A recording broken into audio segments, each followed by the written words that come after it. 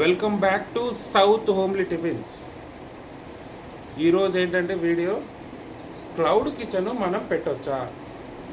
Yes, పెట్టొచ్చు. ఎవరైనా పెట్టొచ్చు. వాళ్ళు వీళ్ళనేముంది, చిన్న పెద్ద ముసలి ముతక మేల్ అండ్ ఫిమేల్ ఎవరైనా స్టార్ట్ చేయొచ్చు. కాకపోతే ఏంటంటే ప్రాపర్గా డాక్యుమెంట్ ఉండాలి, అంతే, ఇంకేం లేదు. డాక్యుమెంట్ అని అంటే ఓ పెద్దగా ఆస్తులు రాసిచ్చే అంతగా ఏం ఉండదండి, అంతగా ఏం ఉండదు. కాకపోతే ఏంటంటే ఒక ఫుడ్ లైసెన్స్ అనేది అది 100% మ్యాండేటరీ.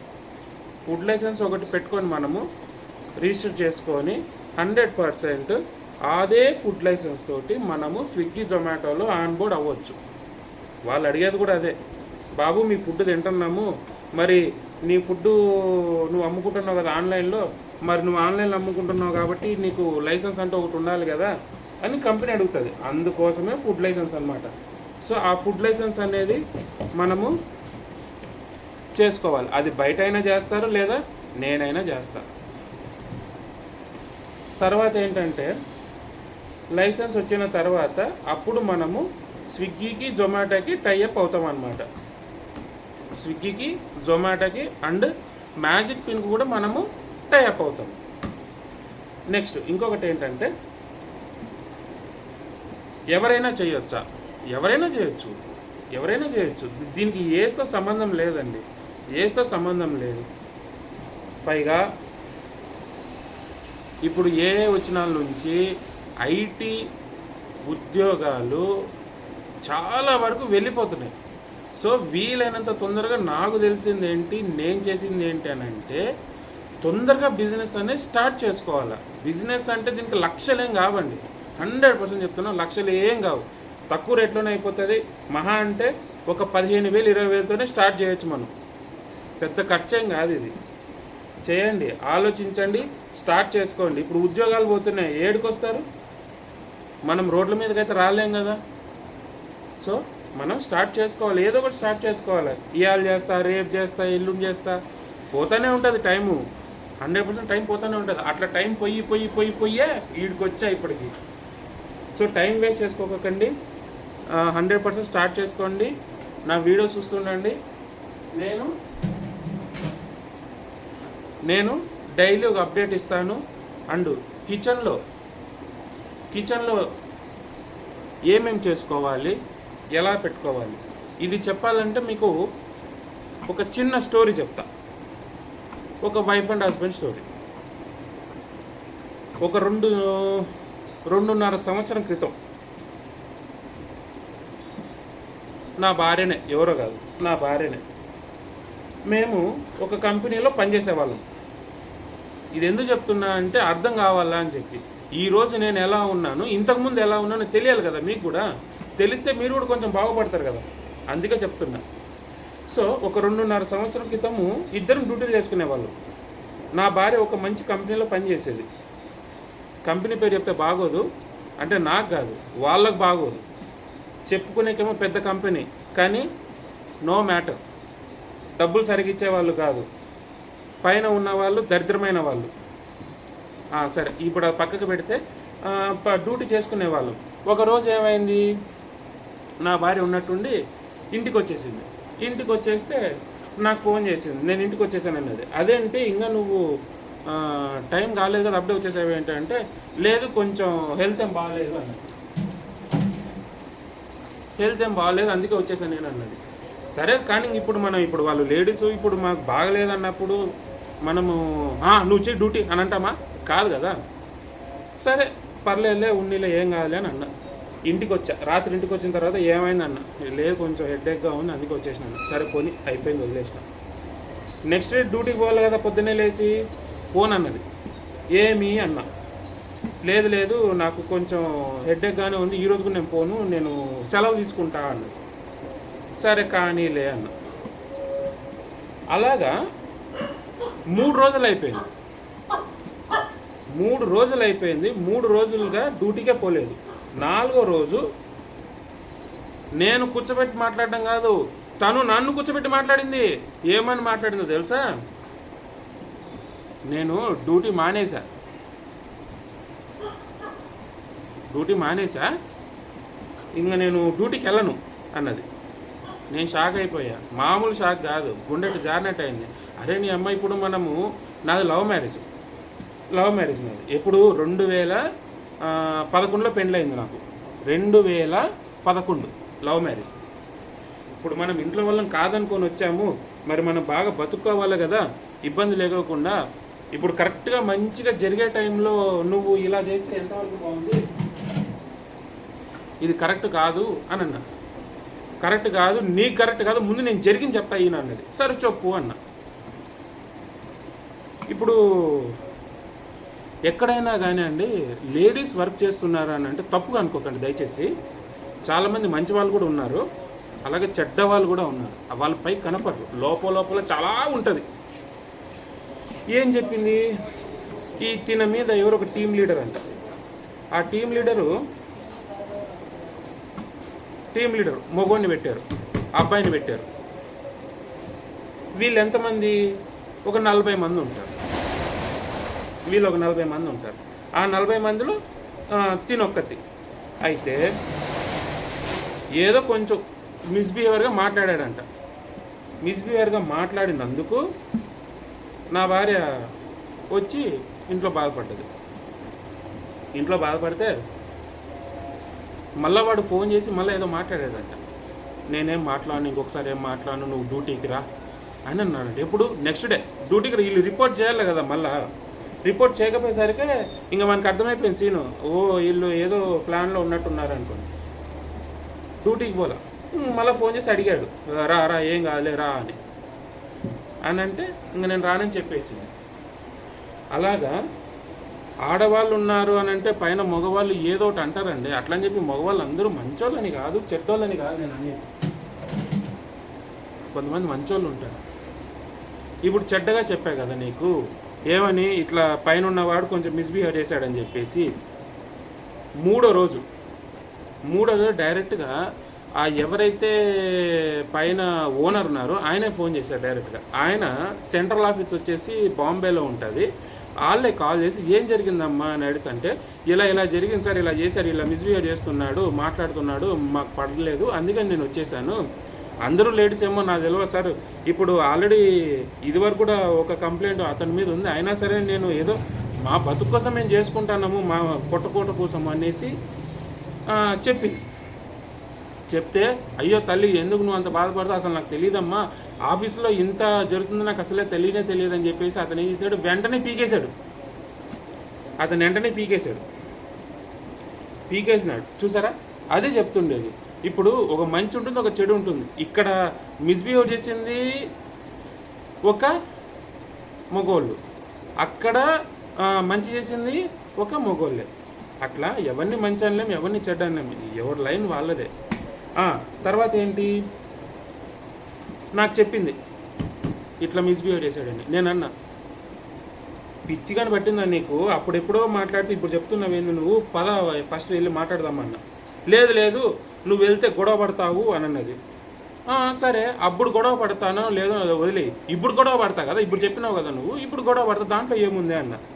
లేదు ఇప్పుడు నువ్వు గొడవ పడినా కూడా అతను లేడు, అతన్ని తీసేశారు డ్యూటీలోంచి అని అన్నది. ఏం మాట్లాడుతున్నావే నువ్వు, నిజంగా ఇంత జరిగినా కూడా చెప్పకుండా పోతే ఎట్లా అని అంటే, లేదు ఇప్పుడు మనకున్న గొల్లాలు చాలు, కొత్తగా ఏం యాడ్ చేసుకోవడం అవసరం లేదు, సో మన పని మనం చేసుకుందాము, ఎందుకు ఊరికే తలకాయ నొప్పులని నేనే చెప్పలేదు, సారీ అబ్బా అన్నది. ఏమంటాం, ఇంకా వదిలేసాం, జరిగిపోయిందిగా వదిలేసాం. మరి ఇప్పుడు సరే బాగానే ఉంది, మరి ఏం చేస్తావు అని అడిగితే అప్పటికి ఏమన్నదంటే, కొత్తగా స్విగ్గీ జొమాటోలో మనం ఫుడ్ అమ్ముకోవచ్చు అంట కదా, క్లౌడ్ అంటున్నారు కదా అని అందరూ, మనం అది స్టార్ట్ చేద్దామా అన్నది.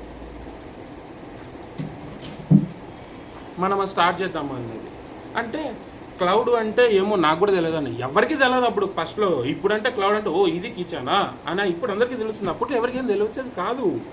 సో క్లౌడ్ కిచెన్ అని అంటే ఇంట్లో నుంచి ఆర్డర్లు మూవ్ చేసుకోవచ్చు, ఇది హౌస్ వైఫ్ చేసుకోవచ్చు అని చెప్పి తర్వాత అర్థమైంది. ఎలా ఏంటి అని అంటే ఓకే ఇప్పుడు ఏం చేద్దాం, అది చేద్దామండి మనము, నేను చేసుకుంటాను, ఇంక నేను ఎవరి కిందకి పోను, ఇంక నా డ్యూటీ మనం చేసుకుందాము, ఊరికే వాళ్ళ కిందకి వీళ్ళ కిందకి ఎందుకు పోవాలా అన్నది. నేను అప్పట్లో పెద్దగా ఒక 30 నుంచి ఒక 40,000 ఖర్చు పెట్టి ఫుడ్ లైసెన్సు, ఆన్ బోర్డింగ్ ఫీజులు, తర్వాత మళ్ళా ఆర్డర్లు వస్తే మళ్ళీ తను ఎంత ఇబ్బంది పడుతుందో, కొత్తది అయిపోయి మాకు కిచెను, ఇబ్బంది ఏడబడుతుంది అని చెప్పి నేను ఒక 2 నెలలు డ్యూటీకి పోకోకుండా నేను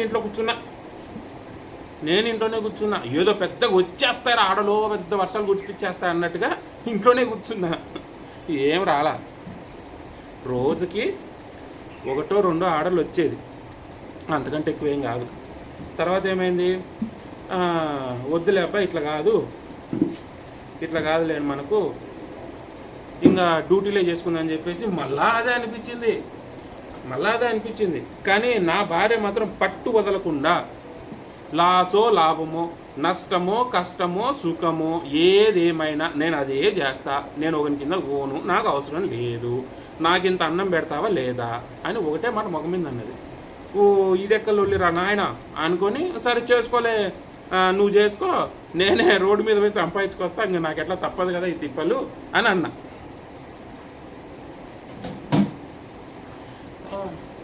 ఆ మాట అన్నాక నేను కూడా ఆలోచించా. అవును, అందరికీ ఆర్డర్లు పడుతున్నాయి, నాకెందుకు ఆర్డర్లు పడట్లేదు అని ఆలోచించిన తర్వాత ఏంటంటే, అప్పుడు నేను స్విగ్గీగా డెలివరీ బాయ్గా జాబ్ చేశా. ఎందుకంటే ఎవరు కానీ కరెక్ట్గా ఉన్నారండి, ఇవాళ రేపట్ల అందరూ కష్టాలు పడిన వాళ్ళే. మేము కోవిడ్కి ముందు మాకు మంచి బిజినెస్ ఉండేది, లాస్ వచ్చింది, నమ్మిన వాళ్ళు చాలా మోసం చేశారు, లాస్ వచ్చింది, వచ్చేసాము. కోవిడ్ తర్వాత నుంచి ఇక కష్టాలు అందరికీ పడ్డాయిగా, మామూలు ఎవరికి ఏమి ఎక్కువగా తక్కువగా అందరికీ పడ్డవాళ్ళే కష్టాలు. సో అలాగా ఇంక నేను కూడా డెలివరీ బాయ్గా జాబ్ చేశా, ఉన్నమాట చెప్పుకోవాలి కదా. చేసిన తర్వాత ఏమైపోయింది, అన్ని రెస్టారెంట్లకి తిరిగా, ఎందుకంటే మనము ఫుడ్ పికప్ చేసుకోవాలి కదా. ఫుడ్ పికప్ చేసుకునేటప్పుడు అందరినీ అడిగా కూడా, మీకు ఆర్డర్లు బాగా వస్తున్నాయన్నా అంటే, ఎలా చేశారన్నా చెప్పండి అంటే, నయమాలం అని ఒకడు అంటాడు, ఇంకోటి అంటాడు తెలీదన్నా మా సేటుకు తెలుసు అన్నా అని ఇంకోటి అంటాడు. పోనీ సేటు ఉన్న రెస్టారెంట్లోనే మాట్లాడదామా అంటే, సేట్ ఏమంటాడు తెలుసా, అది మాకు తెలియదండి, మా బ్రదర్ ఏమో చేసి ఉంటాడు అని అంటాడు. ఎందుకు అంత అలా చెప్తున్నారో నాకు అర్థం కాలే. అదేదో మనమేనా వాళ్ళ షాప్ ముందు ఏమైనా పెడుతున్నామా, వాళ్ళ ఇంటి ముందు ఏమైనా పెడుతున్నామా, లేదు కదా. అది ఆ మాత్రం అర్థం చేసుకోవాలి, వాళ్ళు ఎలా చేసుకుంటున్నారు ఏంటి అనేది. ఇంత సాయం చేస్తే పోయేది ఏముందబ్బా, నీ మాట సాయమే కదా. ఏమన్నా ఇస్తే ఆస్తులు ఏమన్నా అడిగామా మేమేమన్నా, లేదు కదా, ఓన్లీ సాయమే కదా, ఇంత మాట సాయమే కదా. అడిగాము అన్న ఎలా చేసుకుంటున్నారు ఏం కదా అడిగాము, ఎవరు చెప్పడండి. నాకు తెలిసినంత వరకు అయితే ఎవ్వరు చెప్పరు. నేను చెప్తున్నా కదా, దునియా మొత్తం మీద నువ్వు బాగుపడతావు అంటే ఇంక చెప్పరు, ఏ నా కొడుకు చెప్పడు. అలాగ చెప్పకపోయేసరికి నేనేం చేశా, 3 నెలలు తిరిగా. 3 నెలలు అదే డెలివరీ బాయ్గా జాబ్ చేశాను. 3 నెలలు తిరిగితే అప్పుడు నాకు ఒక చిన్న లింక్ దొరికింది, వీళ్ళకి ఆర్డర్లు ఎలా వస్తున్నాయి, అంత బాగా ఎలా వస్తున్నాయి అని నాకు ఒక లింక్ దొరికిన తర్వాత మళ్ళా ఇంటికి వచ్చి కిచెన్ స్టార్ట్ చేసుకుందాము అని అన్నా. స్టార్ట్ చేసుకుందాము అంటే జస్ట్ ఓన్లీ ఆన్ ఆఫ్ చేసుకుంటే సరిపోతుంది. ఆల్రెడీ మాకు అన్నీ ఆన్ బోర్డింగ్ అయ్యి మేము ఆర్డర్లు రాక బంద్ చేసాం కదా. అప్పటికి 1-2 ఆర్డర్లు వచ్చేది. మళ్ళీ ఒక 1 మంత్లో మళ్ళీ తను ఇంటికి వెళ్తా అంటే సరే పొమ్మని చెప్పి ఒక ఆఫ్లో పెట్టేసాం. ఇమీడియట్గా ఫోన్ చేసి పిలిపించా, రా నువ్వు అర్జెంటుగా రా, నువ్వు రేపు వచ్చేసి బస్కి వచ్చేసి అని అంటే వచ్చేసిన తర్వాత చెప్పా, నాకు ఒక చిన్న లైన్ దొరికింది, ఆర్డర్లు ఎలా వస్తున్నాయి నాకు అర్థమైంది అన్న. ఎలాగా అన్నది చెప్పిన తర్వాత సరే ఇప్పుడు మనం స్టార్ట్ చేయాలంటే ఇప్పుడు మన దగ్గర డబ్బులు లేవు కదా అన్నది. డబ్బులు లేవు, 100% డబ్బులు లేవు అప్పుడు స్టార్ట్ చేయాలంటే ఏంటి, ఆన్ బోర్డింగ్ ఇవన్నీ కాదు, జస్ట్ ఆన్ ఆఫ్ చేయడానికే. ఆన్ చేస్తే మీకు డౌట్ రావచ్చు, డబ్బులు ఎందుకు అని అంటే, రా మెటీరియల్ తెచ్చుకోవద్దా, ఉప్పు పప్పు తెచ్చుకోవద్దా, అవన్నీ తెచ్చుకోవాలి కదా, సరుకులు తెచ్చుకోవాలి కదా, మినిమం సరుకులు తెచ్చుకోవాలి కదా. వాడు ఎప్పుడు ఇస్తాడు డబ్బులు, వారానికి ఇస్తాడు డబ్బులు, మరి ఆ వారానికి అయితే మరి సరిపోవాలి కదా అని చెప్పేసి ఏం చేసాం, రూపాయలు. ఓన్లీ 2000 రూపాయలతోటి సామాను తెచ్చా. డీమార్ట్లో తెచ్చా 2000 రూపాయలతోటి. డీమార్ట్లో తెచ్చిన తర్వాత ఆ 2000 రూపాయల సామాన్లు నాకు ఎన్ని వచ్చాయి? వారానికి 7 రోజులైతే నేనేం చేశాను, నాకు 3 రోజులు వచ్చాయి. 3 రోజులు లేదా 4 రోజులు వచ్చాయి. ఇంకా చిన్నవి అయిపోతా వస్తుంది తర్వాత. 4 రోజులు వచ్చినాయి. ఏం చేసిన 3 రోజులు బంద్ పెట్టేసా కిచెన్. 3 రోజులు బంద్ పెట్టేశా. ఇప్పుడు సోమవారం, మంగళవారం, బుధవారం ఆన్ చేస్తే గురువారం, శుక్రవారం, శనివారం, ఆదివారం 4 రోజులు బంద్. డబ్బులు లేవు, రా మెటీరియల్ లేదు. ఎట్లా? ఆపేసా. ఒక 3 రోజులు, ఫస్ట్ ఒక 3-4 రోజులు బంద్ చేసిన. తర్వాత ఏమైపోయింది, మన వీక్లీ పేఅవుట్ వస్తుంది కదా, ప్రతి బుధవారం పేఅవుట్ వస్తుంది మనకు, ఈ స్విగ్గీ కానీ జొమాటో కానీ. ఏమైపోయింది, నెక్స్ట్ వీక్లో నేను పెట్టింది 2000 కదా, పోయిన వీక్లో 2000 పెట్టా. నాకు ఎంత వచ్చిందో తెలుసా? అక్షరాల 4800 వచ్చింది. 4800 వచ్చింది. ఏం చేశాను, మళ్ళా 4800 తోటి మళ్ళా సరుకు కొంటే ఆ డబ్బులు మళ్ళీ మనకు 3వ వారానికి ఎంత వచ్చిందో తెలుసా? 7000 వచ్చింది. అక్షరాల 7000 వచ్చింది. ఆ 7000తోని అన్ని సరుకు తెచ్చేసుకున్నా, ఫుల్ఫిల్ చేసేసుకున్నా. ఇంకా చిన్నగా ఆర్డర్లు రావడం బాగా స్టార్ట్ అయిపోయింది. అప్పుడు మేము ఇంట్లో ఉంటుంటిమి, ఇంట్లో నుంచి ఆర్డర్లు మూవ్ చేసుకుంటుంటిమి. తర్వాత ఆర్డర్లు ఎక్కువ అయ్యేసరికి ఇప్పుడు ఇదిగో ఇలాగా ఒక షాప్లో ఉంటా. ఇక మీకు షాపు నేను చూపిస్తా చూడండి. ఇదిగోండి, ఇది మా షాపు. చూసారు? మీకు బయటకు వచ్చి కూడా నేను చూపిస్తానండి.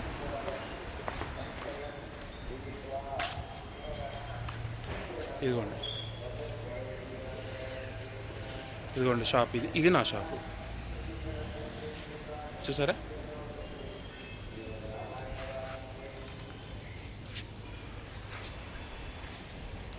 ఇది షాప్ అన్నమాట.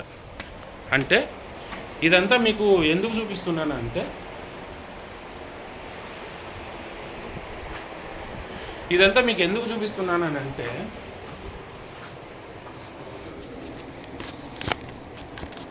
ఒక్క నిమిషం. ఇదంతా మీకు ఎందుకు చూపిస్తున్నానంటే, ఆ రోజు ఈ కిచెను స్టార్ట్ చేయాలంటే కొన్ని ఉంటాయని నేను తర్వాత చెప్తాను. ఇదంతా ఎందుకు చూపించాను మీకు అని అంటే, అప్పుడు మేము అలా ఉండేవాళ్ళం, ఇప్పుడు ఇలా ఉన్నాం. ఇదంతా మాకు ఈ 2.5 సంవత్సరాల కాలంలో టైం పట్టిందనమాట. సో ఒకటి, కిచెన్ స్టార్ట్ చేయాలంటే నమ్మకంతోనే స్టార్ట్ చేయాలి. నువ్వు ఎవడో వాడు చెప్పాడు, వీడు చెప్పాడు అని చెప్పేసి వదులుకోకూడదు. నెవర్ గివ్ అప్ అంటారు చూసారా, అలాగే ఏది వదులుకోకండి. ఒక కాన్స్టెంట్గా పనిచేయండి, కంటిన్యూగా పనిచేస్తే ఏ కంపెనీ అయినా సరే ఆర్డర్లు ఇస్తుంది, 100% ఆర్డర్లు ఇస్తుంది మనకు. సో ఫస్ట్ కంటిన్యూగా వర్క్ చేయడం నేర్చుకోండి. అదే ఒకవేళ ఆ రోజు నా భార్య వద్దులే మనము చేయలేములే అని చెప్పి నేను అన్నట్టు నా భార్య అని ఉంటే ఇవాళ నేను నిలబడేవాడిని కాదు కదా. ఆ రోజు 2000 రూపాయలతో నేను సరుకుతో స్టార్ట్ చేస్తే ఇంతవరకు ఈ 2.5 సంవత్సరాల కాలంలో ఎక్కడ కూడా ఆగలే నేను, తెలుసా? ఆగకుండా చాలా నాన్ స్టాప్గా వచ్చేసాను. అది కూడా ఒక ఇంట్లో నుంచి నేను ఆర్డర్లు అమ్ముతూ ఇంట్లో నుంచి ఆర్డర్లు అమ్ముతూ, అది కూడా ఇలాగా బ్యాగ్ వేసేవాడిని. నేను 3rd ఫ్లోర్లో ఉంటా, ఒక ఫ్లోర్ పైకి ఎక్కి బ్యాగ్ వేసేవాడిని కిందికి రైడర్కి. సో అలాగా స్టార్ట్ చేసేకున్నానా. ఇప్పుడు ఆ 2000 తోటి స్టార్ట్ చేసి ఇవాళ ఇంతవరకు చాలా సక్సెస్ఫుల్గా రన్నింగ్ చేసుకుంటూ వచ్చా. సో అలాగనమాట బిజినెస్ అనేది చిన్నగా స్టార్ట్ అవుతుందండి. పెద్దగా ఏది స్టార్ట్ అవుతుంది, పెట్టగానే ఆర్డర్లు వచ్చేయాలా అంటే ఏది రాదు. చిన్నగా స్టార్ట్ చేసుకొని 100% వస్తుంది. ఇప్పుడు మ్యాటర్ ఏంటంటే, నేను ఎందుకు ఈ ఛానల్ స్టార్ట్ చేశాను అంటే, ఈ 2.5 సంవత్సరాల కాలంలో నేను చాలా చూశాను. ఏమేమి చూశాను? రెస్టారెంట్లు ఒక 200+ కిచెన్స్ నేను స్విగ్గీ జొమాటోలో ఆన్బోర్డ్ చేశాను. ఎలా ఆన్బోర్డ్ చేశాను, ఏంటి నీకు ఎలా తెలుసు అది అంటారు కదా మీరు. దానికి వచ్చిన ఎగ్జాంపుల్ చెప్తా. నేను ఇదివరకే చెప్పాను, నేను స్విగ్గీ జాబ్ చేస్తూ 3 నెలలు హోంవర్క్ చేశా. చెప్పాక మీకు ఇందాక హోంవర్క్ చేశా. ఆర్డర్లు ఎలా వస్తాయి, ఏంటి ఈ ప్రాసెస్ ఏంటి ఎలా అనేది అలాగే తెలుసుకొని నేను స్టార్ట్ చేసుకున్నా కదా. నా కిచెన్ స్టార్ట్ చేసుకున్నాక సక్సెస్ అయింది కదా. తెలుసుకున్నా కదా, అది అది ఇదే విషయము జనానికి మనం ఎందుకు చెప్పకూడదు? నాకెవరు చెప్పలా, కానీ నేను చెప్తా, నేను జనానికి చెప్తా, నేను సర్వీస్ ఇస్తా, జనానికి నేను చెప్తా, నేను సర్వీస్ ఇస్తా అనుకొని స్టార్ట్ చేశా. ఆ రోజు స్టార్ట్ చేశా. ఎప్పుడు 2.5 year అంటే ఒక 2 ఏళ్ళు అనుకోండి. ఒక 6 నెలలు దానికి పోయినా, ఒక 6 నెలలు దానికి పోయినా దీనికి స్టార్ట్ చేశా. ఆ రోజు నుంచి నాన్ స్టాప్గా ఆపకుంటూ తను కిచెన్ చేసుకుంటూ వచ్చింది. నా కిచెన్ నడుస్తూ వచ్చింది, నేను కూడా సర్వీస్ చేస్తూ వచ్చా. ఫుడ్ లైసెన్స్ చేస్తా, స్విగ్గీ జొమాటో ఆన్బోర్డ్ చేస్తా యాజ్ అ థర్డ్ పార్టీగా. నేనే ఇదే వాళ్ళ ఎంప్లాయీస్ ఏం కాదండి, నేను కూడా ఒక సర్వీస్ ఇస్తాను. ఎందుకంటే జనాలు ఇబ్బంది పడద్దు, నా ఆడపడుచులు ఇబ్బంది పడద్దు. కొంతమంది చదువుకున్న వాళ్ళు ఉంటారు, చదువుకున్న వాళ్ళు ఉంటారు. సో అందరికీ ఉపయోగపడేలా ఉండాలని చెప్పేసి ఇప్పుడు నేను ఊరికే చెప్పాను అనుకోండి, చెప్పొచ్చు కదా, ఊరికే చెప్పొచ్చు కదా అంటారు. ఊరికే చెప్తే ఎవడన్నా వింటారా? ఆలోచించండి ఒకసారి. ఊరికే చెప్తే ఎవ్వడేండు. నాకేం పెద్ద కోట్లు కావాలని కాదు, కోట్లు కావాలని నేను కోరుకోను. సో డబ్బు తీసుకొని చెప్పామనుకోండి, వింటారు. సర్వీస్ అనేది ఇస్తే అయిపోయి, అంతే, ఇంకేం లేదు దీంట్లో. సో ఆ 3 నెలలు నేను ఏమేమి నేర్చుకున్నానో అవన్నీ కూడా నేను ఎక్స్ప్లెయిన్ చేస్తా కస్టమర్కి.